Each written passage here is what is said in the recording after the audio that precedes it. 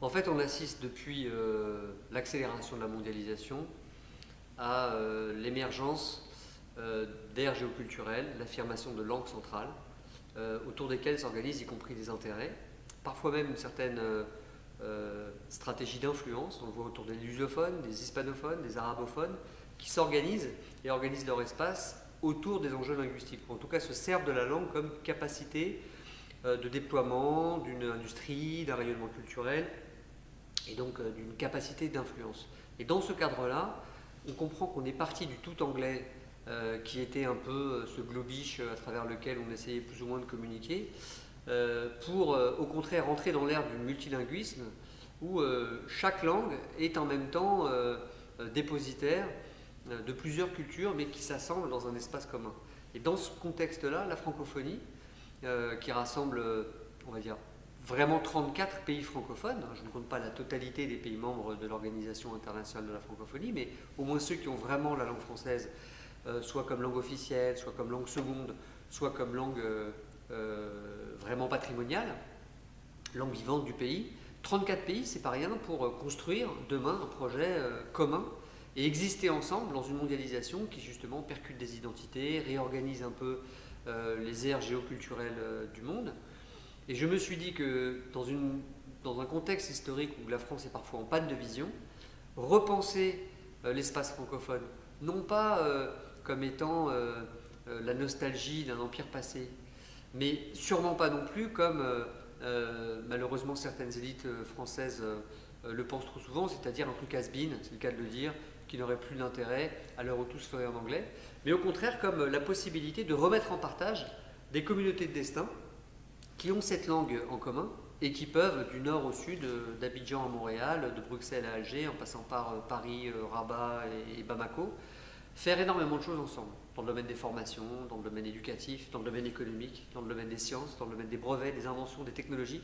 Il y a beaucoup de choses à faire à partir d'une langue, qui font civilisation commune.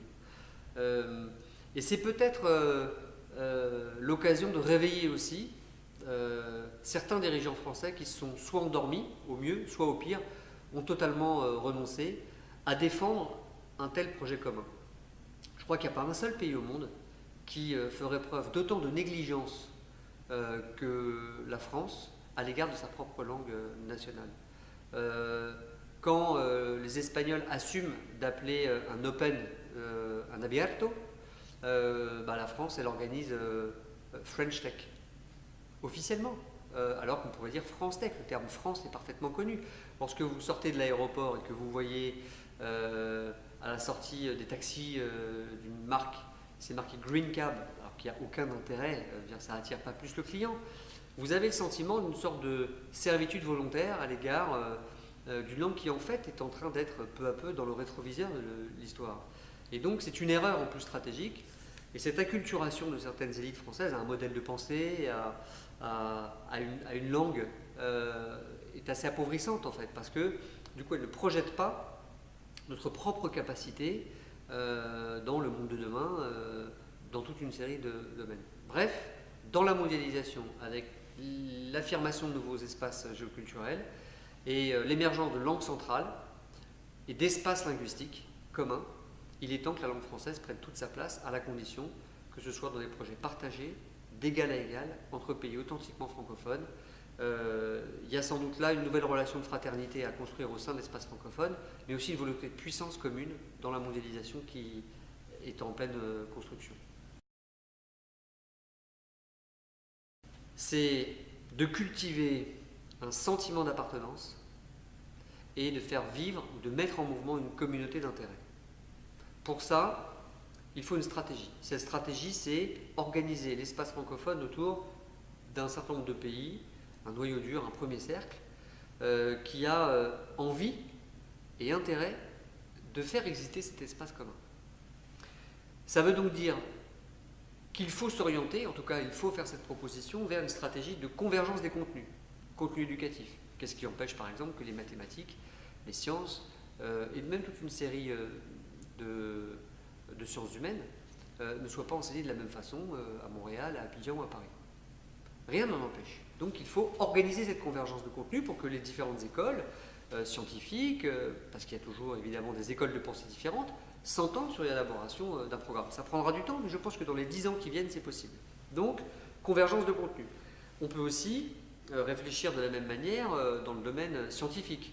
Est-ce que la France est en capacité de proposer avec le Maroc, l'Algérie qui n'est pas membre de l'OIF, mais qui est un des pays francophones les plus importants au monde, la Belgique, les Québécois et d'autres, une revue scientifique francophone de référence internationale?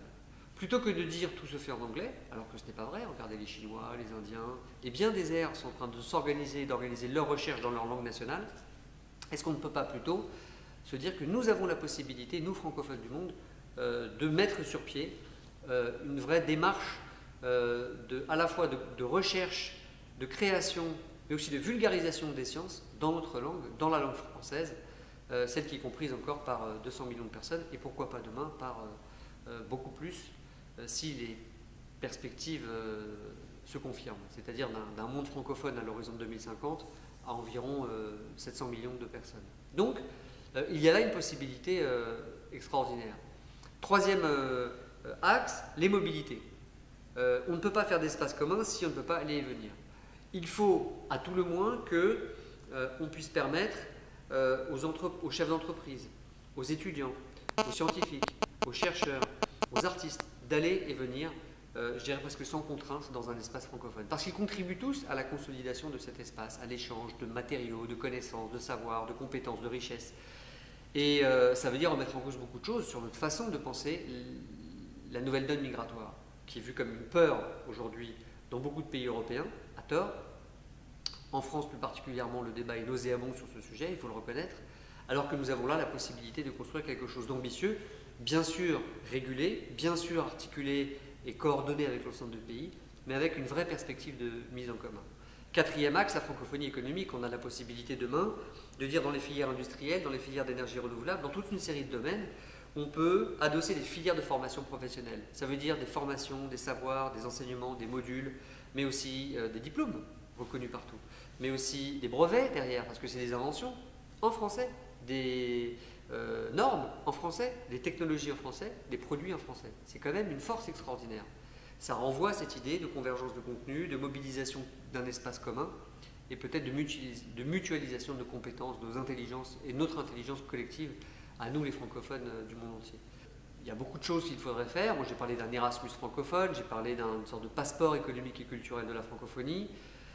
Il y aurait sans doute à organiser bien des choses, mais je crois qu'à l'occasion du prochain sommet de la francophonie qui aura lieu à Dakar en 2014, autant il faudra saluer ce qu'a fait Abdou Diouf, le président de l'OIF, au regard de ses engagements pour la paix, notamment dans les espaces francophones, de la reconnaissance de la francophonie institutionnelle au niveau international, mais il faudra aussi franchir une nouvelle étape, d'une certaine manière écrire un nouveau chapitre, qui est peut-être cette histoire d'une francophonie resserrée autour de sa langue, mais qui la rend encore plus ambitieuse pour exister de manière à la fois visible, assumée, fière, pourquoi pas, mais aussi respectueuse de toutes les autres cultures, de toutes les autres aires géoculturelles, dans, encore une fois, un monde où les rapports entre les nations, les rapports entre les cultures sont en train de se réorganiser. Je crois, comme d'ailleurs le comprennent, je crois, les hispanophones, les arabophones, les lusophones et d'autres, les Chinois évidemment, les sinophones qui rayonnent bien au-delà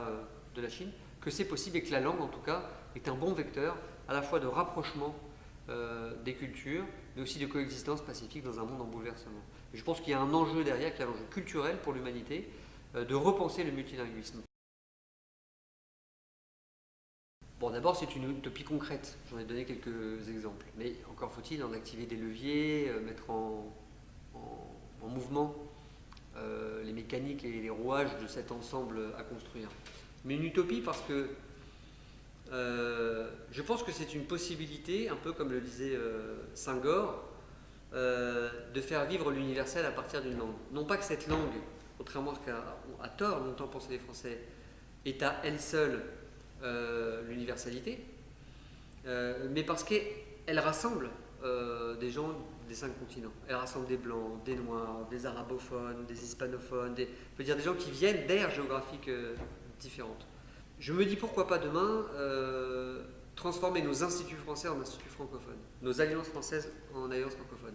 nos universités en université francophone. C'est cette convergence des contenus dont je parlais. Je vous donne un exemple. Quand vous allez à l'école, on vous enseigne la littérature française. Mais française, pas francophone. C'est stupide, c'est dommage, c'est un appauvrissement. Pourquoi on ne mettrait pas Kateb Yassine, Senghor, Amin Malouf au même titre et au même rang que tous les autres, que Aragon, Zola, j'en passe. C'est ça qui nous manque. C'est cette capacité à faire vivre cette fraternité d'esprit francophone qui fait qu'on reconnaît la capacité créatrice, la richesse de chacune des cultures francophones, car la francophonie c'est plusieurs cultures, dans un même imaginaire. Voilà l'utopie francophone, c'est construire un imaginaire commun.